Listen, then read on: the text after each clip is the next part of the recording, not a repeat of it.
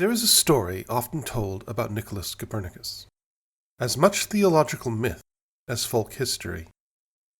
You might call it the founding myth of the scientific revolution. It unfolds something like this. Prior to the modern era, man lived in blinkered thrall to his own majesty, confident of his place in a cosmos gifted him by divine right. The center of the universe, favored of the gods, his eyes blinded by theology and philosophy, unable to see the truth standing starkly before him. Then, after thousands of years of darkness, a new light emerged. A mind unburdened by the primitive shackles of godly rights and human ego. A mind who could finally reveal the truth that man had for so long willfully ignored. He was not the center of God's cosmos.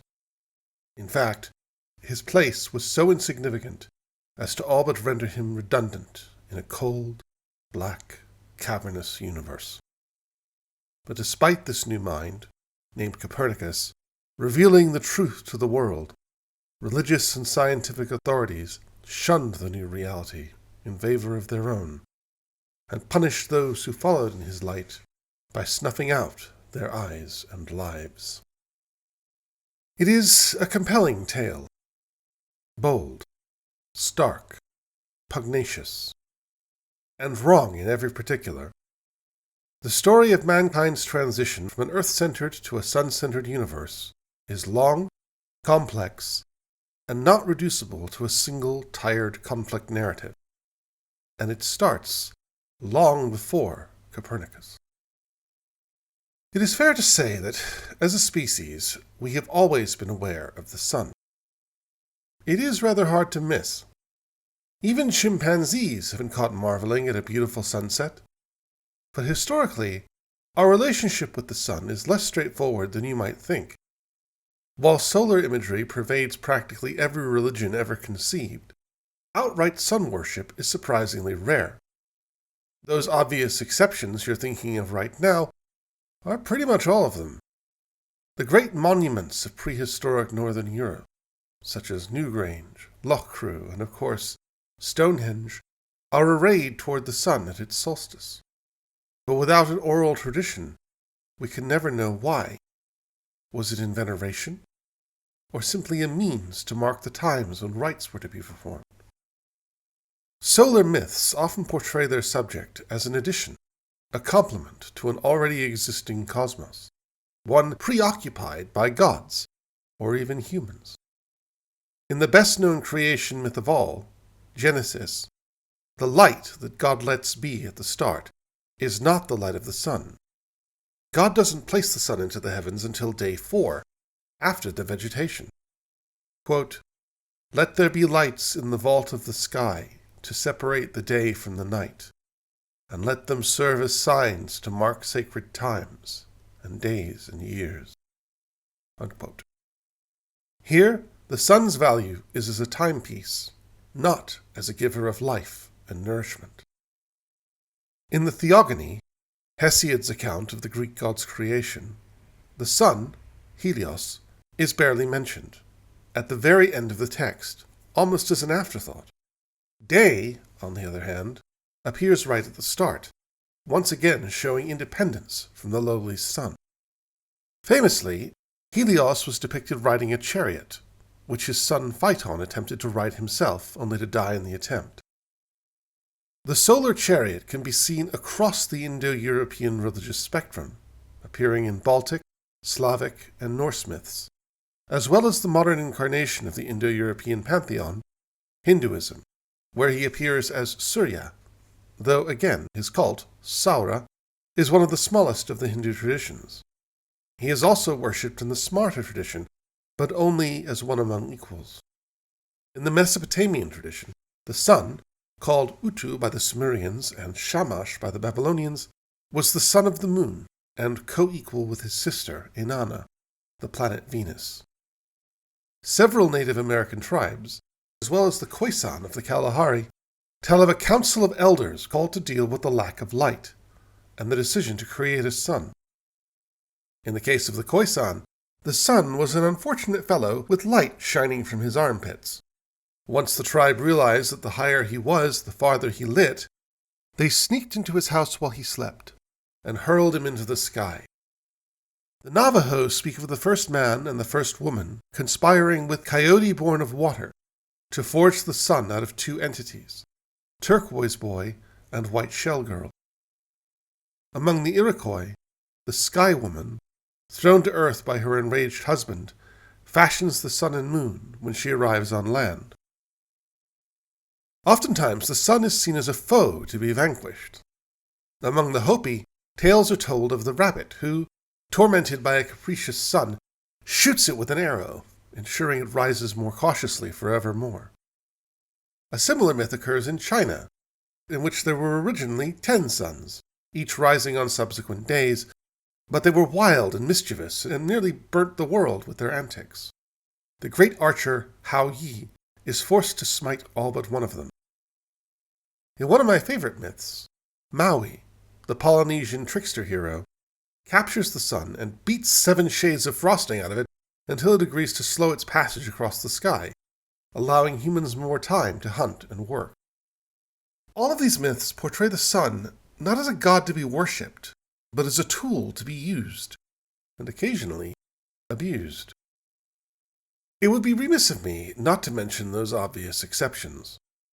Historically, the great centers of sun worship were Mesoamerica, Egypt, Japan, and the Inca Empire.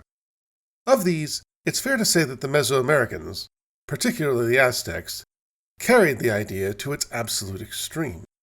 The great temple at the heart of Tenochtitlan, the Aztec capital, was dedicated to Huitzilopochtli, god of the sun, fire, and war, and his equal, Tlaloc, god of rain. Huitzilopochtli was also the god of the Aztecs themselves, and sacrifices, which usually involved cutting people's hearts out on top of said temple, had to be made to ensure not only the continued triumph of the empire, but the dawn of each new day. Among the Inca, Inti, the sun god and god of farming, was considered the ancestor of the royal family, whose mummified corpses were laid in his temple. In a striking cultural parallel, the imperial family of Japan is believed to be descended from Amaterasu, the sun goddess and founder of agriculture. But no culture took sun worship as seriously for longer than Egypt. From the 5th dynasty in 2500 BC to the rise of Christianity in the 4th century AD, worship of the sun god Ra, who made his daily journey across the sky on his barge, and then his nightly journey across the perilous underworld, remained a cornerstone of Egyptian culture. Even Akhenaten, the heretic emperor who, for reasons of reform, vanity, or simple insanity, attempted to usurp Egypt's entire priestly class and replace them with a single church with himself as the head, chose the sun disk, or Aten, as the face of his one true god. Monotheism has since then gained a taste for solar imagery. Sol Invictus, an early Roman experiment with monotheism, recast the sun as a war god, and the artistic motifs we call halos are in fact preserved from depictions of Greco-Roman sun gods, and are derived from the Greek word halos, meaning the sun disk. The long battle to understand exactly what the sun was began, somewhat meanderingly, in ancient China. One of the oldest surviving texts in Chinese, the I Ching, describes, quote, a star seen within the sun, suggesting an observation of a sunspot as early as 1200 BC. While the Chinese observed solar eclipses, they didn't understand them, seeing them more as portents of heaven's displeasure with the concurrent emperor. The Book of Han records an empress dowager lamenting, "This is on my account," upon seeing an eclipse. In ancient Greece, Thales, the philosopher whom Carl Sagan called the first scientist, was able to predict an eclipse, possibly by employing the 223-month eclipse cycle already known in Mesopotamia, though he too was unaware of why they occurred.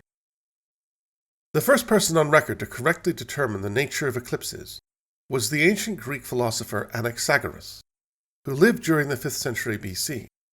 His adoption of naturalistic causes made him an early exemplar of the scientific method, but also got him tried and convicted in absentia for atheism. Not only did Anaxagoras realize that eclipses were caused by the moon passing in front of the sun, he also understood that the moon shone by reflecting the sun's light. That said, he also believed that the sun was a giant rock heated by its rapid spin, and that meteorites were bits of it that had flown off, which at least is comprehensive. According to legend, his tombstone read, quote, "Here lies Anaxagoras, whose picture of the order of the universe came closest to truth," which at the time was arguably true. Unfortunately, Anaxagoras' philosophy would not be that which would carry into the future. That honor belonged to Plato and Aristotle, who, unlike Anaxagoras and his ilk, saw fit to entwine the divine into their cosmology. But their invocation of the divine was not as modern folk tradition conceives. Following an earlier philosopher named Anaximenes, they envisioned the universe as a series of interlocking spheres, with the outermost sphere a shell studded with an array of fixed stars. Each sphere would connect to the other, providing motion for each planet circling the Earth. For Aristotle, nothing could move without a force. Therefore, beyond the final sphere there must exist a prime mover, an entity that maintains the constant motion of the cosmos. For future monotheisms, the necessity of this prime mover would prove convenient. To Plato and Aristotle, circularity was the purest of motions, as, quote, "Its extremities are equidistant from its center, the figure of all figures most like itself." The final sphere, the bottom sphere, was Earth itself, down from everywhere at once. To Aristotle, the universe was starkly divided into two realms: the higher realm of the heavens, where all natural motions were perfect and divine, and the lower realm of Earth, a place of death, decay, change, and corruption, where the only natural motions are straight lines. Light things rose, heavy things fell, so fire moved up and Earth moved down. As the universe was a sphere, there was no farther the Earth could fall than the center. And so there it lay, inert and mortal, the grounds at the bottom of the cosmic cup. Conversely, the heavens were composed of ether, the fifth element, its proper motion circular, without beginning, without end. To Plato and Aristotle, the Earth was the suppurating, filth-choked antithesis to the divine heavens. Alive during a time of war and destruction, they could not envision positive change. To them, all change was entropy. It was this denigration of the physical and the earthly, not the collective gratification of the human ego, that defined the geocentric understanding of the universe even into the Middle Ages. To Aristotle, fire, purer than vile earth, cannot go down, so Dante has his hell forged of ice. As one medieval thinker put it, we inhabited, quote, "the excrementary and filthy parts of the lower world, the worst and least part of the universe, in the lowest part of the house, most removed from the heavenly arch." Earth was not the center of the universe. It was at the center. That is not to say that this morose cosmology was never challenged. Several Greek philosophers, such as Nicetas and Philolaus, had suggested that the Earth rotated, explaining the daily motions of the sun, moon, and fixed stars in one motion. Philolaus, a follower of Pythagoras, was also one of the first to suggest that the Earth itself was moving, though not around the sun, but a vaguely defined concept called the central fire, which no Greek could see because it was supposedly always facing the opposite side of Earth. But no one carried the idea of the moving Earth farther than Aristarchus, who was the first to suggest that the sun, not the Earth, was the center of the universe, and that the Earth revolved around it. Surprisingly, Aristarchus was not burned, or stoned, or even poisoned for his beliefs. In fact, he was regarded as one of the greatest natural philosophers of his time. He had correctly calculated the distance to the moon, made a failed, though mathematically correct, attempt to measure the size of the sun, and even attempted to measure its distance from Earth. His belief in Earth's motion was simply a philosophical eccentricity, easily disproven by the simplest of observations. If the Earth moved, why did the air or indeed anything not on the ground, move with it? Why did objects, when dropped from great heights, land directly below their points of origin instead of slightly away from them? These were not rhetorical straw-man arguments. They were legitimate scientific objections to the heliocentric model that would not be resolved for 2,000 years. But Aristotle's vision of the universe, with its puzzle of interlinked spheres moving in perfect circular motions, did not match observations either. Thanks to contact with Babylon, the Greeks had access to hundreds of years of astronomical data, and it made puzzling reading. The planets were not obediently following their prescribed circular paths. Sometimes they moved one way, sometimes another, and sometimes they appeared to pause, as if in thought, and change the direction. Oftentimes they would appear brighter in the sky, as if approaching Earth, while at others they would appear dimmer. These observations show that Aristotle's vision of pure circular motions had to be wrong, or at least incompletely right. Enter Claudius Ptolemy. Not to be confused with the royal Ptolemies, the last dynasty to rule Egypt before it became a Roman province, though many people did, for centuries. Claudius Ptolemaeus was actually born about a century later, and likely took his name from a town named for them. We know next to nothing about Ptolemy, save for the works he left behind, though they are certainly legacy enough. His corpus is substantial, and covers everything from psychology to geography to music, from the scientific method to astrology. But his best-known works, the ones for which people would paint him with a crown on his head 1,000 years later, were those on astronomy. It is impossible to overstate the importance of Ptolemy's mathematical syntaxis. Other than Euclid's Elements, it was probably the most widely read textbook before the modern era, and would remain the standard text in astronomy for over 1,000 years. So revered was it that later Arabic scholars would call it Al-Majesti, the greatest. Today, we call it the Almagest. Written sometime around 150 AD, at the height of the Roman Empire, yet still resolutely Greek, the Almagest was a systematic attack on Aristotle's perfect universe, an almighty mathematical wrangle that hogtied and wrestled the cosmos until it made sense. Unifying Babylonian arithmetic and observations with Greek geometry, the Almagest used a small number of mathematical tricks to explain every observational oddity up to that point. In the case of the sun, Ptolemy had to explain two primary motions. Its daily revolution east to west could be explained as the daily motion of all the heavens. The second was its annual motion north to south. As the year advances, the sun gradually reaches its highest point in the sky, called the summer solstice. At this point, the sun appears to stand still. Solstice means sun stands still, and then slowly retreat to its lowest point, the winter solstice. This could be easily explained by an annual circular motion around the Earth. In the case of the planets, however, things get a lot more complicated, and Ptolemy could not resolve their motions without a price. That price was the abandonment of Aristotle's vision of uniform circular motion. To start, while Ptolemy still placed the Earth at the center of the universe, he realized that there was no reason for every orbit to be centered on the Earth.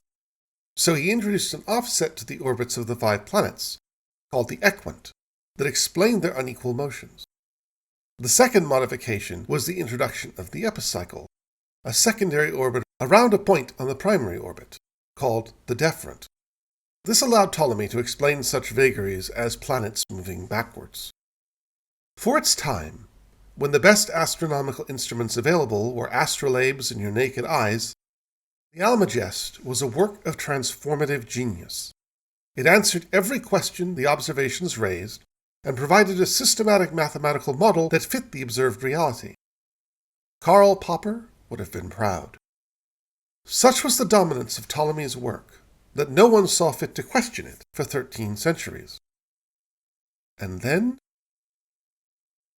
Historians love to speak of the deeds of great men. Titans who forged new orders through blood and iron. Übermenschen who reshaped reality through sheer force of will. It is fair to say that Nicolaus Copernic, known today by his Latin style Copernicus, was not one of those people. A classic introverted nerd who saw no better goal in life than being well educated, Copernicus lived his life as one of those diligent, attentive administrators upon whom civilization has always depended. Born in 1473 to German-speaking parents in the Polish town of Torun, he would relocate to what he called his obscure corner of the earth, the town of Frauenburg, now Frombork, on the Baltic coast, where, barring his education, he would spend the rest of his life. While the Poles have rightly claimed Copernicus as one of their own, his native tongue was German, hence the German name Niklas rather than the Polish Mikolai, and he identified as German in his studies, joining the German Student Union at the University of Bologna. Given that Copernicus spoke Latin, Greek, Italian, and even some Hebrew, it is generally assumed that he spoke Polish as well, as Polish was becoming the language of the aristocracy, though the vast majority of Copernicus's correspondence was in Latin, as befits a lifelong scholar of the time. It is important to remember that while Copernicus was a subject of the Kingdom of Poland, that political entity had little to do with the state that bears that name today. In fact, by the time of Copernicus's birth, Poland had unified with the Grand Duchy of Lithuania to create a sprawling empire that encompassed most of Eastern Europe, including, sorry Vlad, much of modern Ukraine. After losing his father at the age of 10, Copernicus was adopted by his maternal uncle, Lucas Vatsan-Rodi, an ambitious cleric of the local diocese of Varmia, who likely saw in his bright nephew a chance to mold a scion in his own image. As a canon, or non-ordained administrator of the local cathedral, he determined that Copernicus should be one as well, and to that end saw to his extensive education, first at Krakow University, and then at the University of Bologna. Bologna was, in modern terms, a party school. Most of its students were older and already in employment, so they could hold the professors in check. Copernicus appears to have been one of the exceptions to this. While officially there to study canon law, he undertook studies of astronomy, and even aided the university's astronomy professor, Domenico Maria Novara, in his observations. Notably, Novara was an outspoken critic of Ptolemy, and claimed that his own observations disproved the Ptolemaic system, though sources are vague as to exactly why. Copernicus then spent some years at Padua, the medical school where Galileo would one day teach, and where he gained what would ultimately be his most personally useful skill. Despite never obtaining a medical degree, Copernicus's main value to his superiors throughout his career was as a personal physician. You may wonder what about medicine would attract two of the greatest astronomical thinkers of the post-medieval world, but at the time, medicine was still largely magic and guesswork, and an ability to cast decent horoscopes was considered a vital qualification for medical practice. In 1503, Copernicus at last assumed the duties of a canon, a job for which he'd been receiving a prebend for much of the previous decade. His uncle Lucas had been appointed Bishop of Varmia in 1489, and Copernicus became his secretary and personal doctor. As such, he was required to attend local Prussian parliaments, and once even the coronation of the Polish king Sigismund in 1506. For the most part, however, Copernicus's job was to see to the financial affairs of the Diocese of Varmia, which was less a church than an independent princedom under the King of Poland. This involved settling disputes between peasants, granting charity to those deemed in need, and redistributing the lands of peasants who had been hanged or run away. The fact that Copernicus was less than enthusiastic about this job can be inferred both from the 7 years he took to obtain his canon law degree and by the fact that his secretarial notes included sketches of a solar eclipse and a grand conjunction of Jupiter and Saturn. Regardless, Copernicus proved to be a savant at finance. After his works on astronomy, arguably his greatest accomplishment was formulating what we now call Gresham's law, a rule of economics that states that debasing currencies by clipping or decreasing purity causes actually valuable coinage to fall from circulation. Despite his recommendations, the noble class, obsessed with minting cheap money to fight their wars, didn't listen. He also performed a sensitive mathematical calculation to determine the precise method of maintaining the price of bread at the quote, just price of a penny a loaf, in both lean times and good.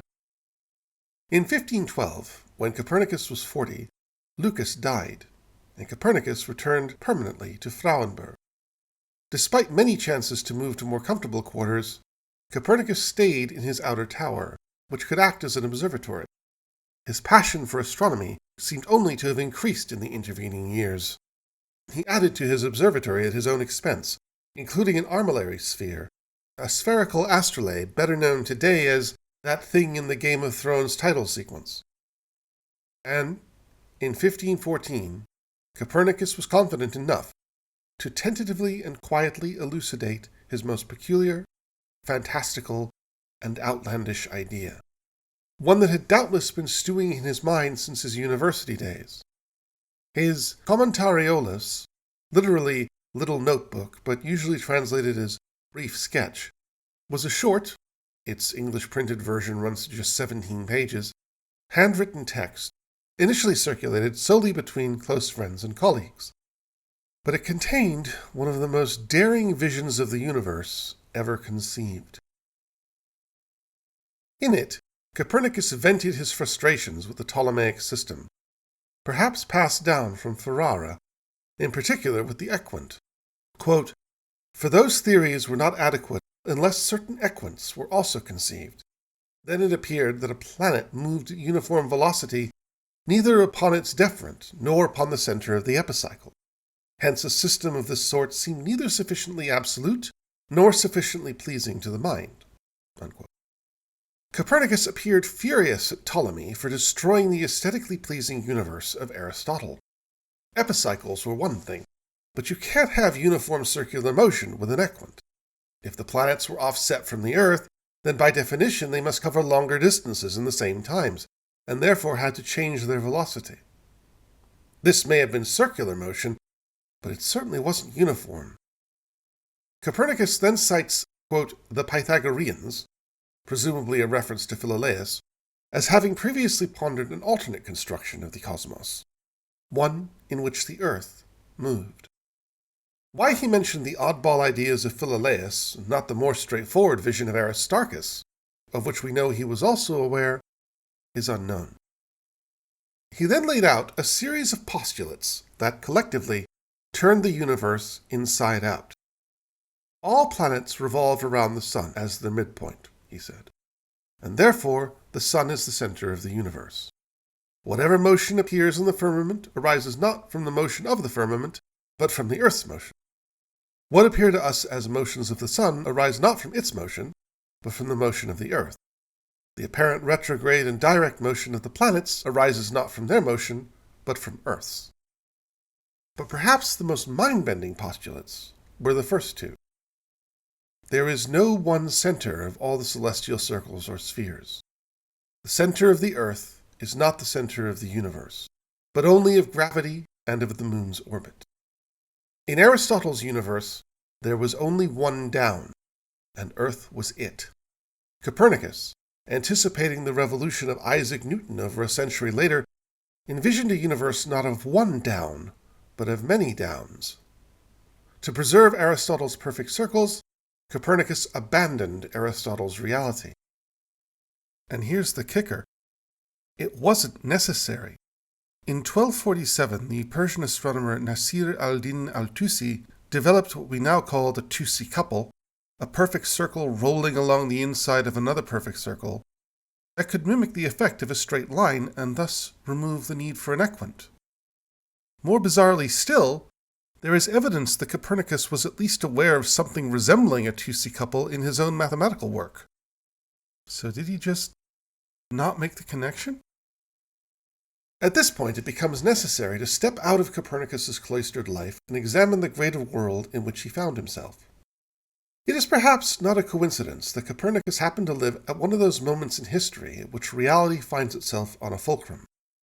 20 years before his birth, the fall of Constantinople to Islam led to a flood of refugee Greek scholars entering Europe, bringing with them their reams of preserved Greek philosophical and scientific texts.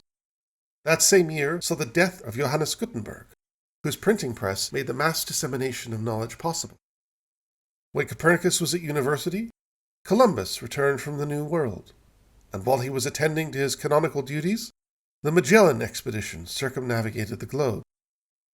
But it was one particular paradigm shift that would have the most direct impact on Copernicus, both personally as a professional cleric and in his decision to disseminate his controversial ideas.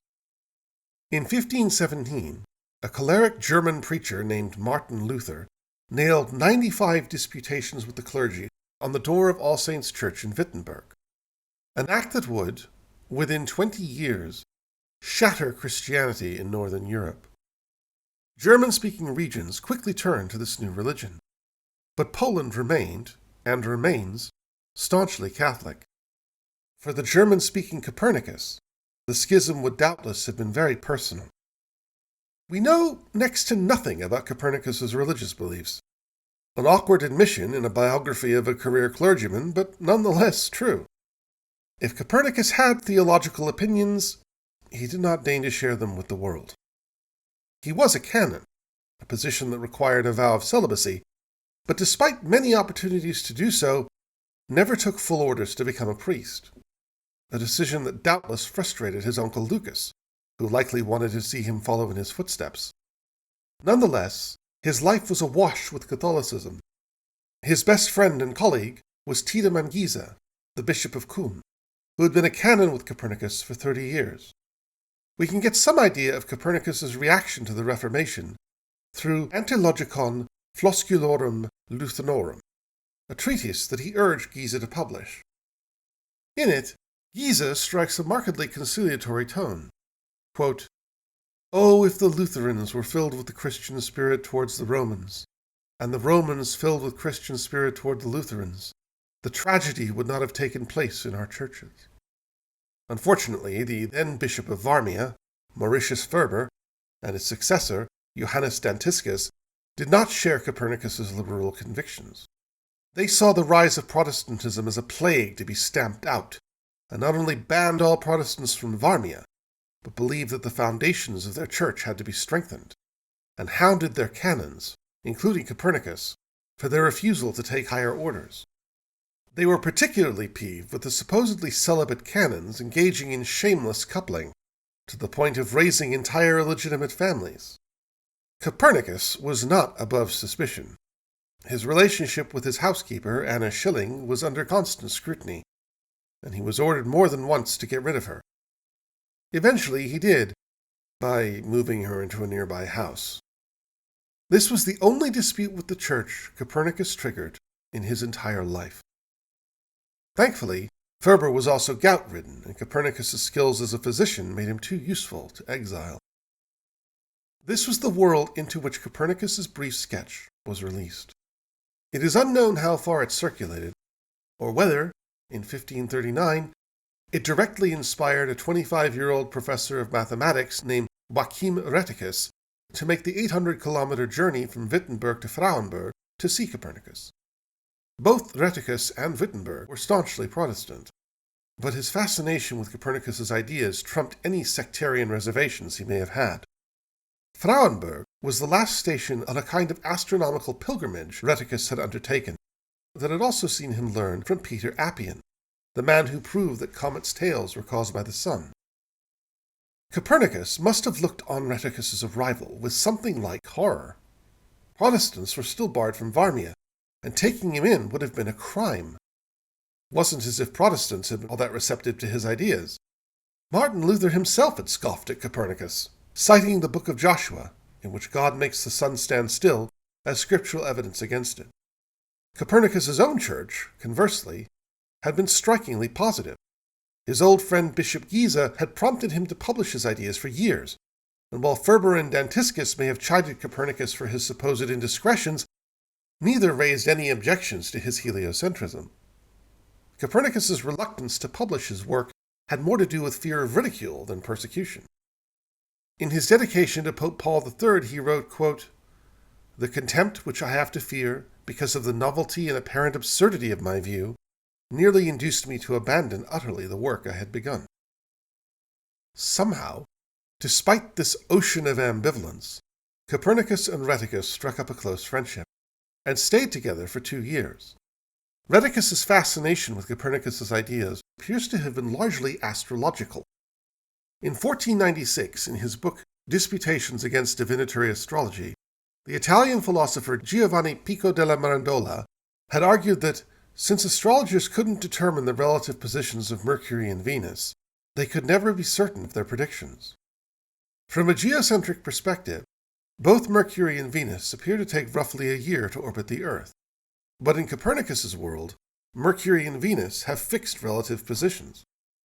Rheticus sold Copernicus's work on how it would impact astrology, and even employed it to make astrological predictions.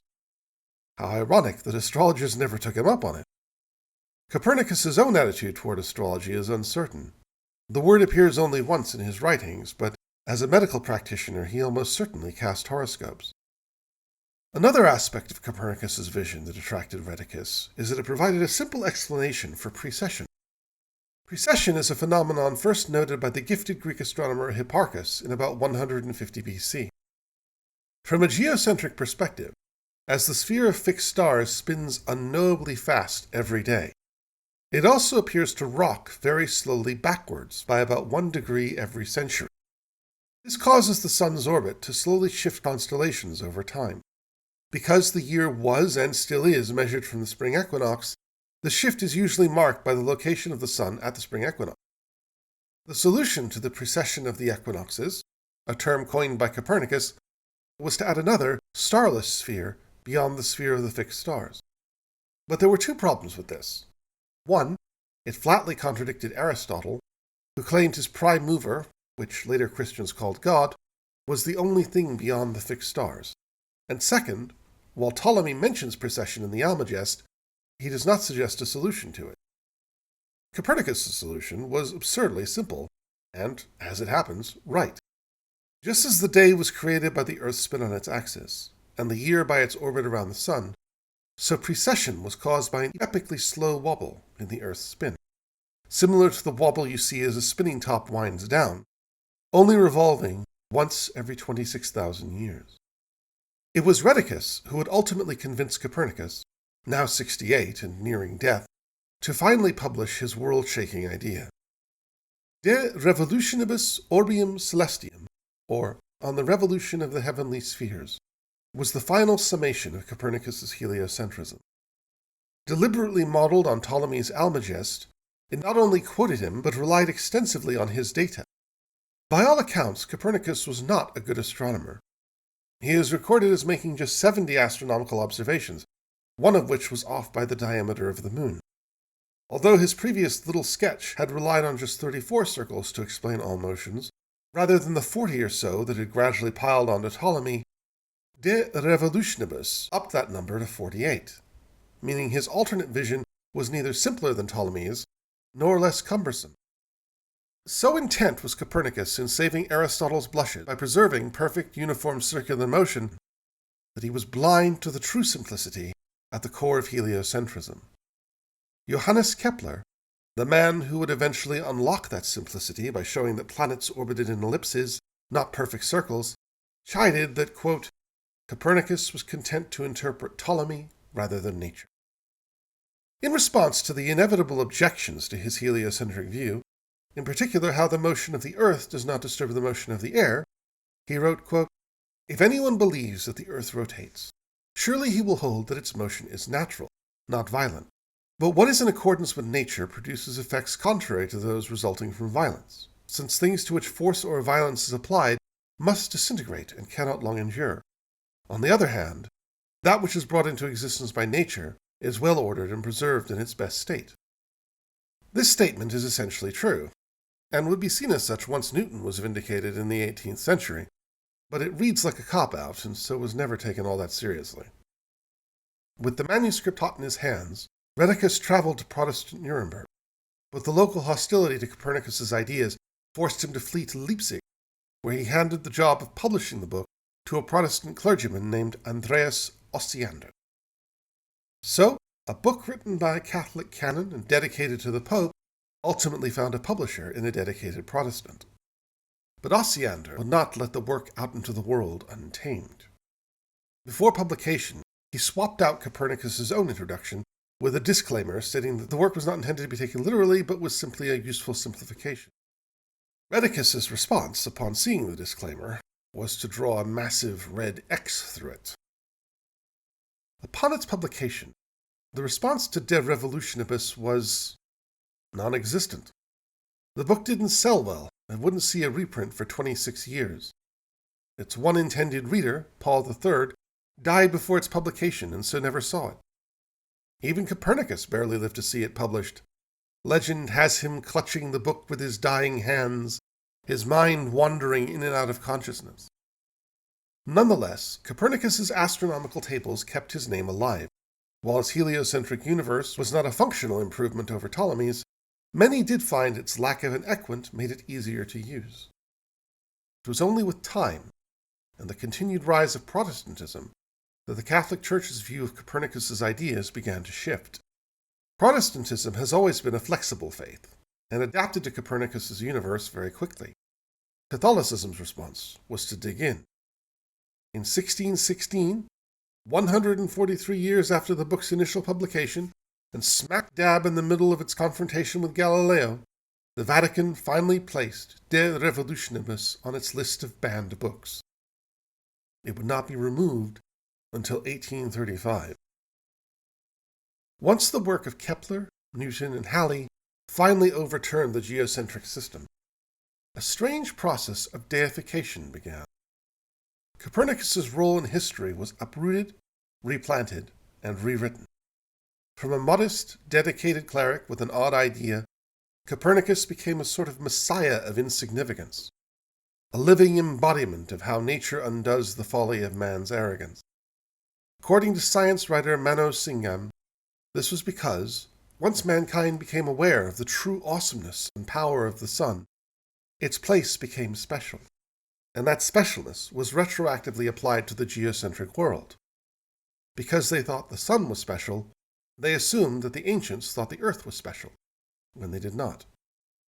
As we have seen, most early religions did not view the sun as particularly special either. It was a functional object, a necessary but hardly remarkable adjunct to our world. And yet, because we know the sun for the monstrous titan it really is, we gravitate to those few religions, like the Aztecs, Inca, and Egyptians, that held the sun in high esteem because to us they make sense. As a modern technological society, we have become ever more aware that we exist at the whim of the sun. From worries about global warming, to the hole in the ozone layer, to what nightmares could unfold if a particularly bad flare knocked out our satellite network, we live in unspoken awe and terror of the sun. One of the many books I read for this video called Copernicus, The Man Who Dethroned God, a title the pious man would likely have bristled at. But in an odd way, by placing this new sun in our minds, Copernicus may have inadvertently created a god instead.